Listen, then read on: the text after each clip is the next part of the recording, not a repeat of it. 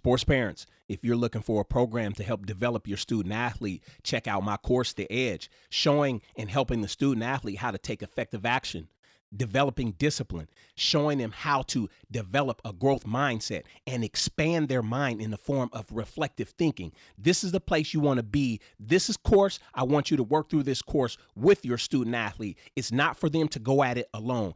This is a gap. This is a way to bridge the gap between the student athlete and sports parent and the student athlete and the coach. Jonah, we're going to start with you. You know, in terms of that that video module on expansion and reflective thinking, what are some of your initial thoughts? From watching the video, I think a couple of takeaways that I got from it was to question yourself, because when you question yourself, you're able to find out more answers, resulting in going most likely out of your comfort zone to find your answer. And I also like the building relationships, because you never know what those relationships could do for you in the future. Any other thoughts? Not right now, no. Okay. Go ahead and mute your mic. Ronan, let's hear from you. What are some of your thoughts from the expansion video? Well, what I thought from that was, when you question yourself, you got to be really honest with yourself if you want to improve. I like that. One of the things that me and my friend Leland talk about in terms of overcoming, you know, obstacles or limitations or getting to where you want to be, the first thing you have to do is point the finger at yourself. So I feel like you're really right on with that one. Logan, let's hear from you. Tell us about what's some of your thoughts on looking at this video module. I really like the building relationships piece, because it kind of goes back to I think it was last week's thing about being around mentors and mentorees, just building those relationships with people. Yeah, fair enough. Did you have any other thoughts on the video? Not really, except for kind of what Ronan said about being honest with yourself. Okay. Let's hear from you, Charles. What are some of your thoughts on this expansion module? So what I took away from it, like, for me, was like what was it? Making others like smile, like making yourself smile, and like asking yourself, what can I do? What did I do today that like I could do better tomorrow of? And like that's something like I can like look back on and like work on, like making others, like my teammates, smile. And then like if I didn't have a great game, like let's say in the future, I could look back on it and say, well, how can I do better next game? Or if the game is tomorrow, then how can I do better tomorrow in that game? So yeah. Okay. All right. Thank you, Charles. I can appreciate that. CJ, what's some of your thoughts from this video module? Can you hear me? Yeah. Speak up a little bit more. I was really mainly focused on the whole questions part, with asking myself questions every day, just because everything that's going on right now, just asking myself those same questions. What did I learn today? How am I feeling? What can I do to make myself feel better if I'm not feeling a good way? How can I keep myself positive throughout the day? And I was just mainly focused on the question. What's one of your strategies on staying positive throughout the day? I usually, when I'm not feeling a certain way, or I am feeling a certain way that's not good, I usually just listen to music or get things off my mind by writing, because I love to write. And however I'm feeling, I just write about it. I got you. I like that. And that's key, because you know y'all have mentioned me talk about writing in your journal and what that does for you. And I really feel like I know, Logan, you've gone through a number of exercises with me, but until you do it, you're not going to know, you know, how liberating it is to get your thoughts out of your head. Excuse me, and or to get some things off of your chest. So I can certainly agree with that and definitely understand it. There's some questions here that I'm going to share. I'm going to go back to the screen share and we're going to go through this. So Charles, we're going to start with you with number one. did you do anything today that sets you up for a big payoff in the future? So explain that. So I would explain it by saying, like, did you do anything like great at practice that could like let's say you're like running lines and like you're running them as hard as you can and you're the first one and you're running them as hard as you can and like you don't stop, you go through it, and the next set of lines you do in every set you go hard, and you go harder than everyone else, so that could pay off in the future for you'll be conditioned for the future, um, and you won't be tired. So that's my example. Okay, good. One of the things that's thank you, Charles. I really feel like today, man, you're starting to contribute a lot better and be more specific. So I can tell, like right now, you being here is really starting to pay off because, like, you're answering in a way, you know, today and right now versus 3 weeks ago, it was a little bit different. So I like that. I can appreciate it, and I'm glad that you're here.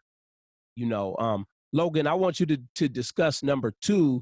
Did you do anything that you could see as an investment in that you expect your effort to pay you back over and over again in the future? So talk to me about number 2. To me, it kind of seems like that's talking about are you setting up yourself kind of just like to do good in the future? Because like today with my injury, I can't wrestle. So I still go to the scale, my club wrestling practice, and help out with like the little kids, because there's kids like that go there. They're like 9 years old and stuff. So I feel like that to me would be an investment in my future, having still those connections with my coaches and my wrestling coaches, and with that program. That's kind of like an example I have to see that as. Yeah, I agree, and it kind of goes back to that theme of to be a good student, at some point you have to be able to teach or demonstrate. And to be a great coach, you must remain a student. So I want y'all to think about that. You know, Ronan, I want you to discuss number 3. Did you build or strengthen any important relationships today? Well, for me, that could be with either a coach or a teacher or somebody like that. But for me today, I think for me, that was for one of my teachers, just getting my work done today and turning in work that I usually don't get in on time, and just showing that, you know, I'm taking their class seriously now and I'm not just there just to be there. Jonah, why don't you go ahead and read number 4? Okay.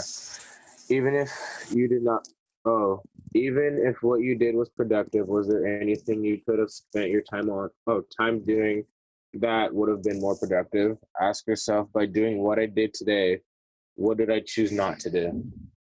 So in your background, it sounds like you're fidgeting or something at your desk, man. You know what I mean? So just try to sit still. I don't know if it's your earphone cord or what, but go ahead and discuss number 4 with us. Okay, can you hear me? Is it okay now? Yeah, go ahead. Okay. For 4, for me, I think what the question means to me is like, is there a better way to spend your time? As that's how I kind of read it. And what are some things I chose not to do that I could have done within that time period? So for me, before and after school, I normally go to my teachers and talk to them about any assignments that I'm missing, or if I need help, I'll go to them and make sure I get help on that. And so I also work out after school. And so instead of working out, going to my teachers is a better way to manage my time. So it's a better way to be productive. So getting my schoolwork is more important than working out. So that's kind of how I understand the question. Okay, that makes perfect sense. Number 5, go ahead, CJ, and read number 5, and I want you to reflect upon that. Did you do anything today that reflects your most important core values? Now, what I want you to do, man, is I need you to start speaking up more assertively, like you're in the huddle. You know, it's 4th and 4, and you have to, you know, illustrate or enunciate a play to, you know, one of your receivers. Yep. Did you do anything today that reflects your most important core values? I'd say I finished off the week with a great practice, knowing what plays I'm running, knowing what coverages the defense are running, what plays go against those coverages well to just pick the defense apart. Yeah, just finished off a great week and ready to go into tomorrow's game. All right, Logan, I want you to read. I'm going to go back to the screen share, but we're going to be on page 40 in the workbook. I'm going to bring this up here before we close out. I want you to read I want you to discuss the heading, and then I want you to read from 40 to stop at action steps. Okay, ready? Do you want me to read off your screen or the book I have? You can read from your book. That's All right, fine. cool. But I need you to be diligent about how you read this and be really good at this. Okay? All right, go ahead. Sports mastery, the power of focus. The power of focus. Every champion athlete focuses on his or her unique talents and continually refines them to ever higher level of performance. No matter which sport you choose, the big winners all have one thing in common. They spend most of their time focusing on their strengths, the things that they are naturally good at. Very little time is wasted on unproductive activities, and they practice, often several hours a day, honing their skills. It's important to clearly differentiate your areas of brilliance from your weaknesses. You are probably good at a lot of things, even excellent at some. Other things you're competent at, and if you're honest, there are things you are totally useless at doing. On a scale of 1 to 10, you could plot your entire range of talents, 1 being your weakest and 10 being your most brilliant. All your biggest rewards in life will come from spending the vast majority of your time in the areas that score a 10 on your talent scale. You clearly defined your areas of brilliance. To clearly define your areas of brilliance, ask yourself a few questions. What do you do effortlessly, without any study or preparation? And what do you do that other people find difficult? They marvel at your ability and can't come close to matching it. What opportunities exist from your areas of brilliance? What opportunity could you create using your unique talents? We are all blessed with a few God-given talents. A big part of your life is discovering what these are, then utilizing and applying them to the best of your ability. The discovery process takes years for many people, and some never truly grasp what their greatest talents are. Consequently, their careers are less fulfilling. These student athletes tend to struggle because they spend most of their time in positions or on teams not suited for their strengths. It's like trying to force a square peg into a round hole. It doesn't work, and it causes a lot of stress and frustration. Deep practice reveals and unlocks brilliance. The power of focus works. Make it a part of your everyday plan, and you'll experience dramatic jumps in productivity and self-improvement. We have a practical method that will make it easy for you and will also clarify your unique talents. It's called Priority Focus Workshop, and is outlined at the end of this section. You need to be absolutely clear about what really goes on during your typical week in regard to training, competition, and academics. This reality check is usually very revealing. Basically, you make a list of all your activities you do around academics, competition, and training. Ronan, Logan, I want you to stop reading, and All right. Ronan, I want you to start right there and read from there. Just read that short paragraph. Action steps, the Priority Focus Workshop. A practical 6-step guide to maximize your time and productivity. Or list all the activities around academics, sports, and use up your time. Or sports that use up your time. For example, studying, practice, competitions, training camps, clinics, SAT prep, meetings, study groups. Include everything, even the 5-minute tests. Be specific, clear and brief. Use additional paper if you have more than 10. Okay, good. So as I'm gonna have Logan start this because he's been through this before, but that'll give y'all time, to contemplate the question while listening at the same time. So Logan, I want you to read the first statement and then discuss that with the group from your perspective, and then where you are right now. You've gone through this 2 or 3 times before, so let's hear from you first. All right. Describe 4 things that you are brilliant at doing in academics and sports. Both my sports, football and wrestling, just like strengths that you have in certain areas of your life is what it means to me. It's like it just said, you have to understand what those strengths and weaknesses are, and to go even further, you have to ask yourself how and why those are my strengths. Okay, but explain to us a couple things that you're brilliant at doing in academics. Academics, one thing I put down from a previous time is, and I still believe this, is learning and conceptualizing new math formulas, because I really love to learn, and I love to just further that, because math is one of my strengths in academics. So that's something I put for academics. Okay. Now, I know what you mean when you say learning and conceptualizing new formulas, but try to break that down. Make us understanding conceptualizing.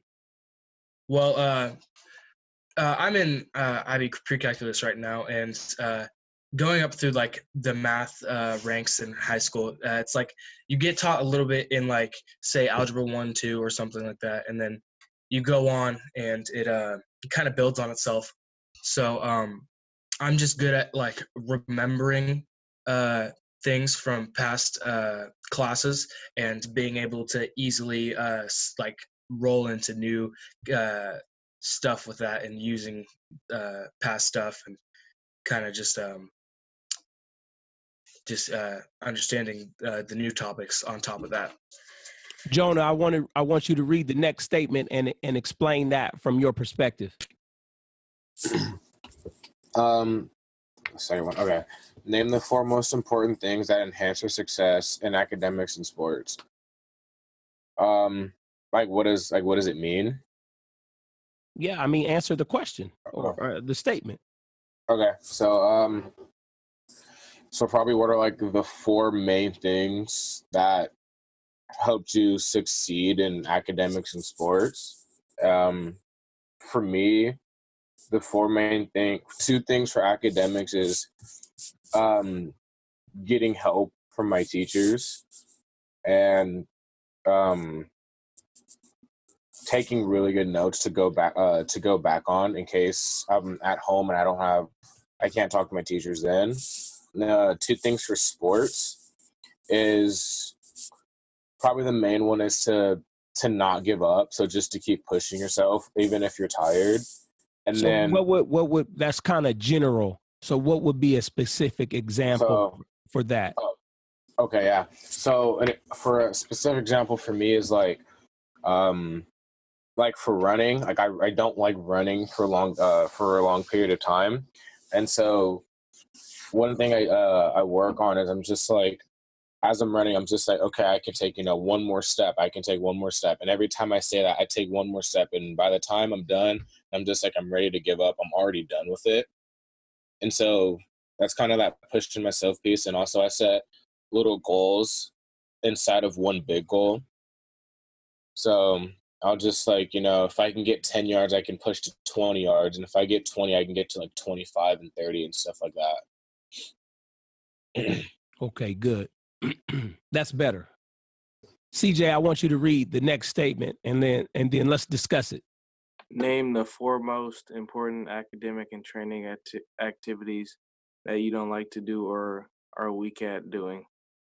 I'd say one of mine that relates to school or is math because it's not really my strong suit in school, and I'm just not as good with numbers as I am with writing. So I try to take the time to go get extra help or ask friends who are better than me at math to ask them if they know different formulas and different stuff like that. Okay, what's one more? And for training, I would say just staying on top of it because sometimes I get lazy and just don't want to do anything. Like I know I should be doing stuff at home by myself, but when I get home from school every day, I'm either just sitting down on my phone or not doing anything, and that's time I'm wasting instead of making myself better and doing something else. Well, we got to pay some bills right now. If you're here for the first time, go check out the Remix Pros. If you need custom t-shirts for your church, your fundraisers, any type of family event, this is the place to go. If you need custom t-shirts and you're trying to develop an apparel line for your team, business, or events, your schools, this is the place to go. Check out theremixpros.com.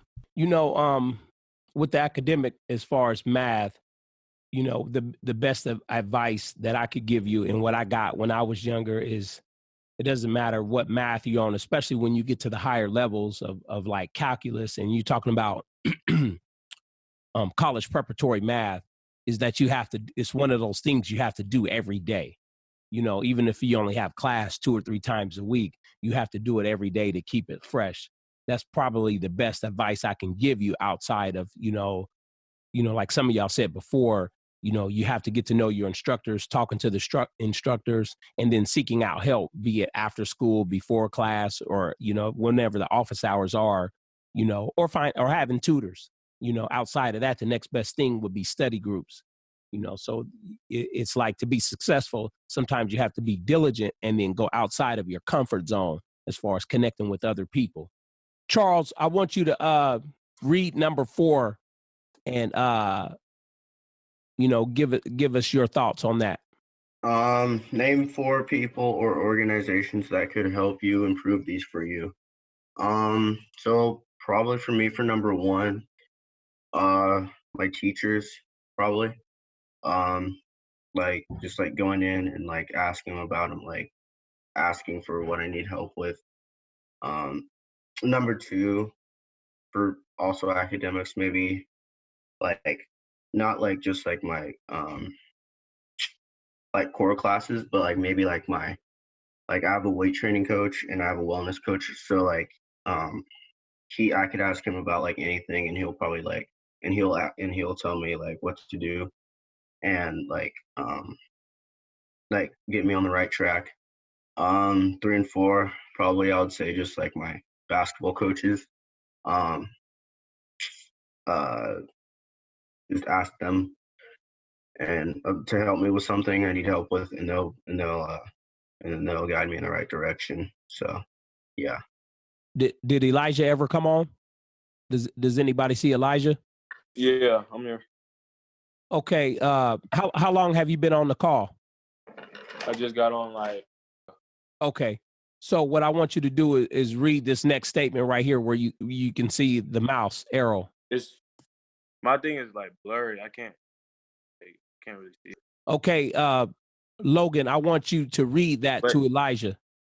Elijah says, what immediate benefits will result from the priority focus workshop? Just based on what you've been hearing us discuss for the last 4 to 5 minutes, how can you see this benefiting you? Probably just help me with, like you said, asking teachers for help and stuff. Like I do that stuff too. I probably need to ask teachers for help on like math and stuff too. So like it just helped me get better at math. That's all pretty much I have. I mean, yeah. How often do you ask instructors for help, or when you do ask for help, how do you go about doing it? I ask my teachers, and I ask my teacher for help all the time, and I just go up to them honestly, and I just be like, I need help with this and that, and I'm very comfortable with asking for help. So like, that's probably one of my things I'm really good at is asking for help. I know where to get resources from to help me out. So Hold on, I'm gonna stop the screen share. Did Kel ever come on? Did anybody ever see Kel come on? No. So Logan, I want you to answer this, and we can all discuss this. Yeah. What are the long-term benefits that you see from doing the priority focus workshop or participating in it? Well, for us, the priority focus workshop is mainly focused around like academics and athletics, but I could see this working for anyone in business life, like pretty much anywhere. You can work for anyone anywhere. So I think it just like focusing and honing on your potential that you have in your strengths, understanding your strengths, utilizing them, understanding your weak points, and just knowing how to kind of fix them, but know that you knowing your strengths and utilizing them to their full potential is what I see a long-term benefit being.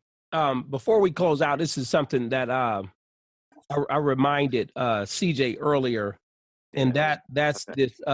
What's that? I was just about to ask you if you remember the negative culpability.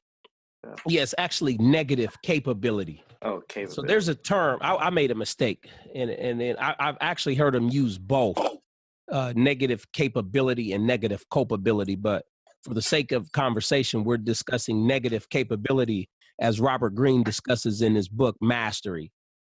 And the essential nature of or way to define negative capability is the ability to have two opposing thoughts in your mind without being conflicted, if you can imagine that. So the ability to have two opposing thoughts in your mind without being conflicted. And some of what he says is that this ability to endure and even embrace mysteries and uncertainties is what Keats, I think Keats was a poet. This ability to endure and even embrace mysteries and uncertainties is what Keats called negative capability.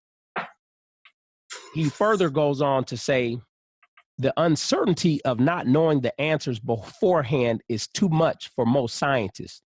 In the arts and letters, your thoughts will congeal around political dogma or pre-digested ways of in the arts and letters, your thoughts will congeal around political dogma or pre-digested ways of looking at the world. And what you will often end up expressing is an opinion rather than a truthful observation about reality.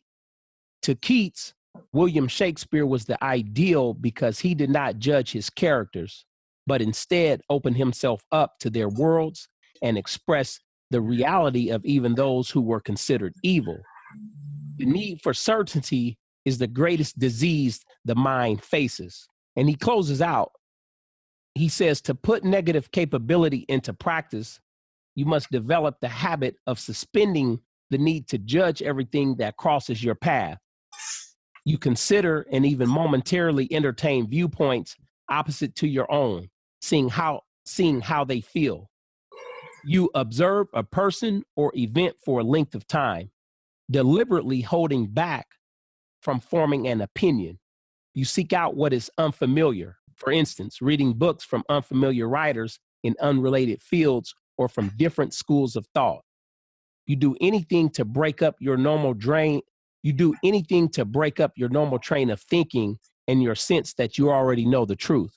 So a prime example of that is one, I want to interest y'all in a field trip tomorrow, and I'm going to see CJ play.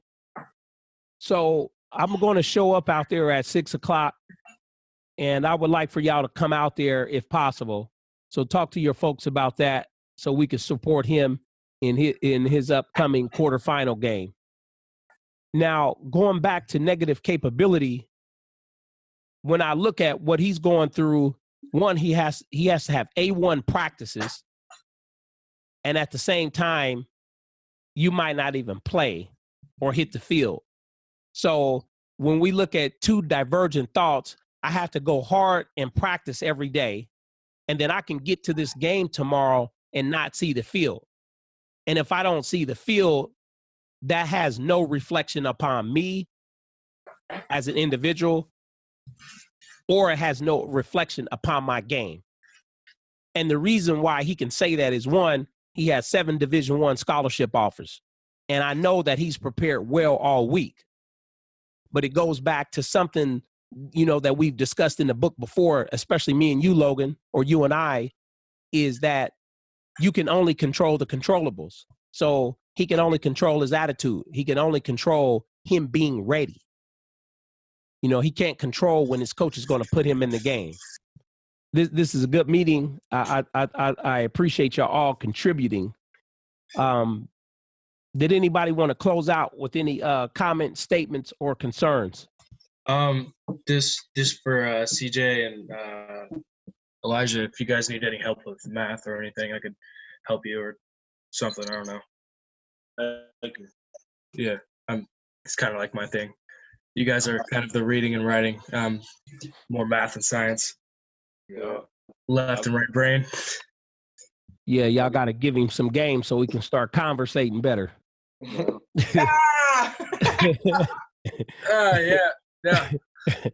But anyway, Elijah, I know y'all in the quarterfinal game tomorrow, man. Good luck. We've talked about it in depth enough. I really believe that you're the leader of the team.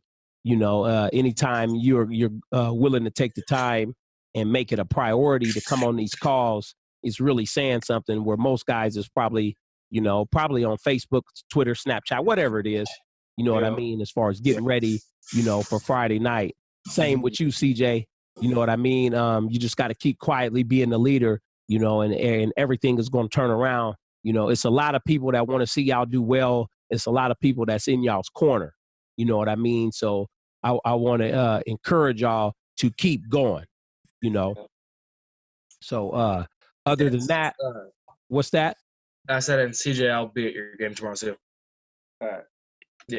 Yeah, I'm trying to get Lametrius and the whole north side to come out like 20 or 30 deep, outside of the family. So I'm waiting to hear back from them. So, we'll be in the building, man.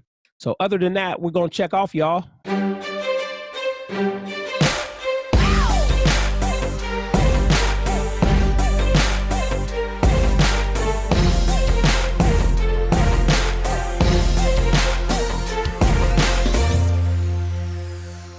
The Sports Mastery Workbook was created for the student athlete and the parent to work through together. The Sports Mastery Workbook was created for the student athlete and the coach to work through together. It was created in a sense and in a way to bridge the gap in communication between these parties and build a successful relationship dynamic. To learn more, visit sportsmastery.com/workbook or check out the show notes page and click on the link.